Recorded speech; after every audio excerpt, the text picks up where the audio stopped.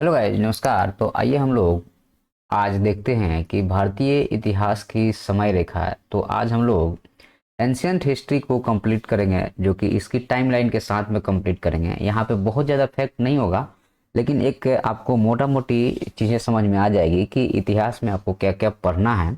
खास करके जो आपको एंशियंट या एक तरह से कहा जाए तो पुरानी जो हमारी इतिहास है, जैसे एंशियंट, मेडिवल और मॉडर्न हो गया। तो एंशियंट हिस्ट्री में आपको क्या क्या पढ़ना है उसके बारे में एक मोटा मोटी आइडिया लग जाएगा। उसके बाद में हम लोग जो है सो मेडिवल हिस्ट्री के टाइमलाइन पे जाएंगे, और उसके बाद हम लोग मॉडर्न हिस्ट्री के टाइमलाइन पे जाएंगे। और फिर जो है सो आपको एक एक करके एक एक टॉपिक को धीरे धीरे करके हम लोग इसको पढ़ाते रहेंगे। तो चलिए हम लोग इसकी शुरुआत करते हैं आज। तो आज हमारे पास में जो टाइमलाइन है उसमें सबसे पहला हमारे पास में है कि आपको यहाँ पे कि प्राचीन भारत, अगर हम लोग कहें इंडिया की हिस्ट्री कहाँ से शुरू होती है या हमारे पास में रिकॉर्ड कहाँ से है। हिस्ट्री कहने का मतलब यहाँ पे सिंपल ये है कि आपके पास में कोई भी साक्ष्य अवेलेबल है, कोई भी रिकॉर्ड्स अवेलेबल है, उसके आधार पे आप बोलते हैं कि हमारी हिस्ट्री यहाँ से चालू होती है। तो यहाँ पे सबसे पहला जो है हमारे पास में 3000 ईसा पूर्व से लेकर के 700 ईसा पूर्व के बीच में। तो अब यहाँ पे ध्यान देने वाली बात ये है कि आपको जो आपका ये प्राचीन भारत की 3000 ईसा पूर्व से लेकर 700 ईस्वी या एडी कह लीजिए, यहाँ पे इसको एडी कहिए, ठीक है। और ये होगा आपको, ये बीसी हो गया, बिफोर क्राइस्ट इसको बोलते हैं हम लोग। और ये बोलते हैं आपको, ये हो गया हमारा एडी हो गया और ये बीसी हो गया। तो हड़प्पा या सिंधु घाटी सभ्यता 3300 से 1700 ईसा पूर्व के बीच में आता है। और यहाँ पे इसके मुख्य नगर जो हैं आपको, हड़प्पा तो खुद ही है, मोहनजोदारो है, लोथल है और धौलावीरा है। और सभ्यता का पतन लगभग 1700 ईसा पूर्व हो जाता है। तो यहाँ पे चूंकि उसके बाद में हमारे पास में वैदिक काल आ जाता है, तो इसके बीच में एक गैप है, याद रखिएगा कि इस सभ्यता से इस सभ्यता के आने के बीच में लगभग 500-700 साल का गैप है, या उसका रिकॉर्ड हमको नहीं मिलता है। इसलिए हम लोग जो है सो यहाँ पे थोड़ा सा डिसकंटिन्यूटी ऑफ द हिस्ट्री भी मान के चलते हैं। और इसके बहुत सारे रीजंस भी हैं जो हम लोग डिटेल में जब पढ़ेंगे तो इसके बारे में मैं आपको बताऊंगा आखिर में क्या रीजन रहा कि यहाँ पे वो चीज़ें नहीं मिलती है या उसके बीच का रिकॉर्ड्स नहीं मिलते हैं।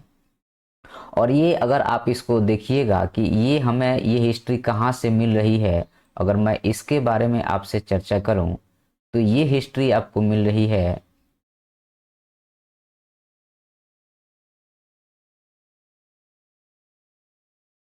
तो थोड़ा सा मैप बना दूंगा तो आपको और अच्छा हो जाएगा। देखिए, तो ये हिस्ट्री हमको मिल रही है इस वाले एरिया में, मतलब ये वाला जो एरिया है ना, इस वाले एरिया में ये हिस्ट्री हमको मिलती है। और इधर ये पंजाब का भाग जो हो गया इधर मिलती है, इधर ये सिंध वाले जो भाग हैं इधर मिलती है। तो इस वाले पार्ट में आपको ये पूरी हिस्ट्री मिलेगी। तो इसका मैं कलर अगर आपको चेंज करके बता दूं, तो ये वाला जो पार्ट होगा ना, सॉरी ब्लैक आ गया, मैं ब्लू ले लेता हूँ ताकि बेहतर आपको दिख सके, ठीक है। तो ये वाला जो पार्ट है, अब ये देखिए मिटाने वाला ही आ गया ये, तो चलिए ब्लैक से ही कर लेते हैं हम लोग, ठीक है। तो ये वाला जो पार्ट है हमारा, ये वाले पार्ट में ये पूरी हिस्ट्री मिलती है, ठीक है। उसके बाद में वैदिक काल के बारे में कहा जाता है कि वैदिक काल में भी दो है, एक ऋग वैदिक है मतलब स्टार्टिंग पीरियड है, और दूसरा उत्तर वैदिक काल है। यहाँ पे आपको सामाजिक व्यवस्था या वर्ण व्यवस्था के बारे में पढ़ना है। और महत्वपूर्ण ग्रंथ यहाँ पे हैं, ऋग्वेद है, सामवेद है, यजुर्वेद है और अथर्ववेद है। और इसी के आधार पे भारतीय सभ्यता और संस्कृति, जो आज का कल्चर जो चल रहा है वो इसी आधार पे चल रहा है। और हम लोग कहते हैं कि हम लोग वैदिक हैं या हम लोग हिंदू हैं, जो कहने का साक्ष्य है इस सभ्यता और संस्कृति पे कम है। इस सभ्यता और संस्कृति पे अभी हम लोग जी रहे हैं, इस सभ्यता और संस्कृति पे अभी हम लोग जी नहीं रहे हैं। या हम जब सिंधु घाटी सभ्यता पढ़ाएंगे तो आपको उस टाइम बताएंगे भी कि ये जो है सभ्यता और संस्कृति को कहीं ना कहीं बायस होकर देखा गया है, और हम लोगों ने इस सभ्यता और संस्कृति को इस चश्मा से देख लिया। तो जिसके कारण जो है सो यहाँ पे एक दूसरा पार्ट जो है नहीं दिखता है, जिसको दिखाना समाज को जरूरी है। जब हम लोग हिस्ट्री पढ़ेंगे आपको, तो यहाँ पे ज़रूर मैं इसके बारे में आपसे चर्चा करूँगा कि आखिर में हम लोगों ने इस नज़रिए से ही इस हिस्ट्री को देख लिया, लेकिन ये इसके बाद में आया, इसके पहले ये था, तो इसको इस चश्मा से नहीं देख करके हमें बाकी चश्मों से देखने की ज़रूरत थी जो हम लोगों ने नहीं देखा, इसीलिए हिस्ट्री हमारी बायस दिखती है। जब चर्चा करेंगे तो बताएंगे। यूपीएससी में इस पर कई बार क्वेश्चन भी आ चुका है और आते रहता है, इंटरव्यू में भी क्वेश्चन आते रहता है, तो आपको हर एक तरीके से मैं यहाँ पे याद दिलाने की कोशिश करूंगा कि हमें कैसे देखना चाहिए। और ऋग वैदिक और उत्तर वैदिक कहने का मतलब यहाँ पे ये है कि ये स्टार्टिंग काल है और उसके बाद में इसका कुछ मॉडिफिकेशन हो गया। और देखिए ये वाले जो हैं, ये ऋग वैदिक वाले, इनको यज्ञी कहा जाता है, ये यज्ञ करते हैं। इसीलिए हिंदू धर्म में देखिएगा आज बिना यज्ञ का कोई भी आपका काम नहीं होता है। और भले यज्ञ का आप छोटा रूप निकाल लीजिए, और छोटा रूप आप क्या करते हैं, अगरबत्ती जला देते हैं, तो बिना यज्ञ के आप कोई काम नहीं कर सकते हैं। इसलिए वैदिक काल को हम लोग यज्ञी टाइम भी कहते हैं, यज्ञी समय भी कहते हैं, या यज्ञ को आप अंग्रेजी में जो भी वर्ड यूज करते हैं वो टाइम पीरियड से भी आप लेके चल सकते हैं। तो इसमें बहुत सारा अभी झालमेल भी है जिसके बारे में चर्चा आने वाले समय में मैं आपसे करूंगा। उसके बाद में वैदिक काल के बाद में थोड़ा सा हम लोग और ज़्यादा एस्टेब्लिश्ड हो जाते हैं, तब महाजनपद काल आता है जो कि 600 ईसा पूर्व से 321 ईसा पूर्व के बीच में माना जाता है। इसमें 16 महाजनपद हैं, जिसमें से कुछ आपको बता दे रहा हूँ। मगध हो गए, कौशल हो गए, वत्स हो गए और अवंती हो गया, ये कुछ खास महाजनपद हैं, ठीक है। और उसके बाद में इसी समय में बौद्ध धर्म और जैन धर्म, दो बहुत बड़े धर्म का उदय होता है। लेकिन मेरा ये मानना है कि इस समय में बौद्ध और जैन धर्म का उदय नहीं होता है, हिस्ट्री को उल्टा लिखा गया है। बौद्ध और जैन धर्म का उदय बहुत पहले हो जाता है, या बौद्ध धर्म का उदय बहुत पहले हो जाता है, और उसके बाद का वैदिक पीरियड है। वैदिक पीरियड इसके बाद का है, लेकिन आपके इतिहासकारों ने ये दिखाया कि ये पहले का है और बौद्ध धर्म बाद का है, जबकि ये गलत है। तो ये जब हिस्ट्री हम पढ़ाएंगे तो आपको ज़रूर बताएंगे कि आखिर इसके पीछे का क्या लॉजिक है, या क्या इसमें कॉन्स्पिरेशन थ्योरी भी आती है, कॉन्स्पिरेसी थ्योरी भी है, जिसके बारे में हम आने वाले समय में आपसे चर्चा करेंगे। अभी आप इसको देखते जाइए, सीखते जाइए और समझते जाइए। उसके बाद में नेक्स्ट आता है मौर्य साम्राज्य आता है, जो 321 ईसा पूर्व से लेकर के 185 एडी के बीच में आता है। और इसके संस्थापक जो हैं वो चंद्रगुप्त मौर्य हैं। कौन है इसके संस्थापक? चंद्रगुप्त मौर्य। उसके बाद में इसमें आपको महान शासक जो है अशोक है, जो कि 268 से लेकर के और 232 ईसा पूर्व के बीच में आता है। और इसने एक युद्ध लड़ता है जिसका नाम था कलिंगा युद्ध। अब इसके पीछे के बहुत सारी स्टोरी हैं, कोई बोलता है प्यार के लिए लड़ता है, कोई बोलता है राज्य विस्तार के लिए लड़ता है। बहुत सारी चीज़ें हैं, हम लोग आने वाले समय में इसके बारे में चर्चा करेंगे। और इसका प्रमाण जो है, ये जितनी आप हिस्ट्री देख रहे हैं, तो खास करके ये बौद्ध धर्म, जैन धर्म और अशोक, ये इसका हिस्ट्री का प्रमाण सिर्फ और सिर्फ ये अशोक के कारण ही मिलता है, नहीं तो आपको इसका कोई प्रमाण ही नहीं मिलता। तो ये अशोक का जो शिलालेख है, इसी से आपको यहाँ पे इसका प्रमाण मिलता है कि बौद्ध धर्म और जैन धर्म थे, नहीं तो उसके पहले लोग जानते ही नहीं थे। और सब लोग जब देश आज़ाद के पहले जब अंग्रेज आए थे और अंग्रेज़ों ने ये बात बताई, इंडिया के लोग नहीं जानते थे। और हम लोग पूरी तरीके से यज्ञी हो गए हैं, या उस टाइम पे भी जब अंग्रेज देश हमारा गुलाम हुआ उस टाइम पे भी हम लोग यज्ञी ही थे, और ये धर्म और इस धर्म का नामो निशान मिट चुका था।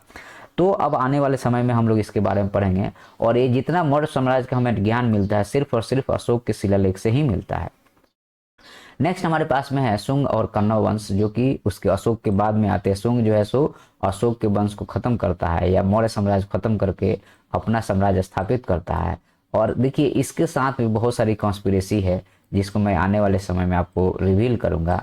इसमें ऐसा कहा जाता है कि शुंग का कहना था कि चूँकि बौद्ध धर्म के कारण जो है सो आपको क्या बोलते हैं कि देश का विनाश हुआ जा रहा है और कोई लड़ाई झगड़ा नहीं हो रहा है, तो बौद्ध धर्म को ख़त्म करना चाहिए। तो आखिर में यह शुंग जब जो है सो पुष्यमित्र शुंग इसका वो है, तो यह शुंग वंश जब इतना ही बौद्ध धर्म के खिलाफ था, तो सांची के स्तूप के क्यों मरम्मत कराता है, क्या रीजन है, इसके बारे में भी चर्चा करेंगे। आपसे बहुत सारा यूपीएससी में ऐसे क्वेश्चन पूछे जाएंगे, स्टेट पीएससी में क्वेश्चन पूछे जाएंगे, तो इसकी आपको नॉलेज होना चाहिए। तो इसका फेमस राजा है पुष्यमित्र शुंग, जो कि मौर्य साम्राज्य का अंत करता है। और शुंग और कण्व का जो है समय में विदेशी आक्रमण भी बहुत होता है। उसके बाद में अशोक के जैसा एक महत्वपूर्ण राजा होता है, जिसका नाम जो है सो कुषाण था। और यह भी बौद्ध धर्म को बहुत अच्छे तरीके से मानता है।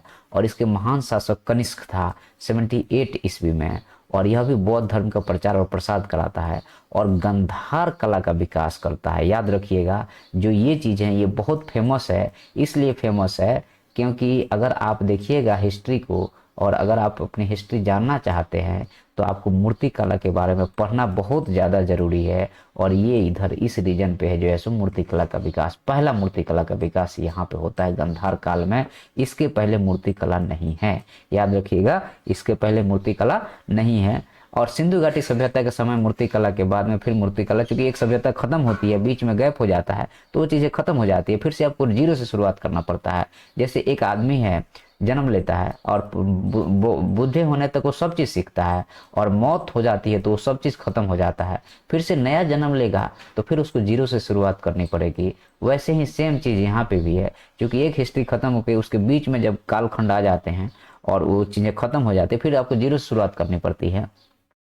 तो गंधार कला का विकास यहाँ होता है। एक दूसरा कला है मथुरा कला है, तो ये भी बौद्ध धर्म से रिलेटेड है, ये भी बौद्ध धर्म से रिलेटेड है। और तीसरा अवंती का है। और ये 3 कलाएं हैं जो बौद्ध धर्म से रिलेटेड हैं। और उसके बाद में ही आपको जो है सो दूसरा मूर्ति कला का विकास होता है। लेकिन जो दूसरा मूर्ति कला का विकास होता है, कहीं ना कहीं इन तीनों का ही उसमें योगदान है, उसके अलावा कोई इंडिपेंडेंट मूर्ति कला नहीं है आपकी।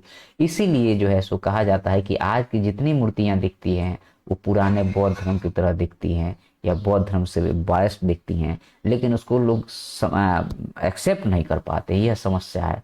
तो हम लोग इसको यहीं पे आपको ख़त्म कर रहे हैं। अच्छा हाँ, एक गुप्त साम्राज्य भी है जिसके बारे में हम लोग पढ़ लेते हैं, 320 से 550 ईस्वी के बीच में, और संस्थापक इसके श्रीगुप्त जी हैं। कौन संस्थापक है इसके? श्रीगुप्त जी। और यह यही है गोल्डन पीरियड, यही है गोल्डन पीरियड ऑफ इंडिया, यही है। और गोल्डन पीरियड कहने का मतलब यहाँ पे ये है कि देखिए, जब भी आप कहीं पे कहिएगा कि ये बहुत अच्छा समय चल रहा है, तो उसके बीच में 2 बातों को हमें हमेशा ध्यान रखना चाहिए। अब पहला बात ये है कि मानव के बीच में एकता होना चाहिए, और दूसरा बात ये है कि मानव के बीच में भाईचारा होना चाहिए। तभी आपका गोल्डन पीरियड आ सकता है, और वो टाइम यहाँ पे आता है, इसलिए इसको गोल्डन टाइम कहा गया है। और यहाँ पे कला, विज्ञान, गणित की उन्नति होती है। आर्यभट्ट और कालिदास जैसे यहाँ पे लेखक आते हैं। लेकिन इसमें भी बहुत सारा झोल झाल है, जब मैं आपको पढ़ाऊंगा तो बताऊंगा। मैं बायस्ड नहीं हूँ, मैं रेशनल थॉट के साथ आपको पढ़ाऊंगा। और किसी भी फैक्ट को आप जितना रेशनली देखेंगे उतना ही आप आगे रहेंगे, और जितना इरेशनल देखेंगे उतना ही जो है सो आप पीछे रहेंगे। तो हमें चीज़ों को हमेशा रेशनल देखना चाहिए। तो यहाँ पे इस वीडियो में इतना ही है, और मुझे उम्मीद है कि हमारा ये प्रयास आपको पसंद आएगा। धन्यवाद।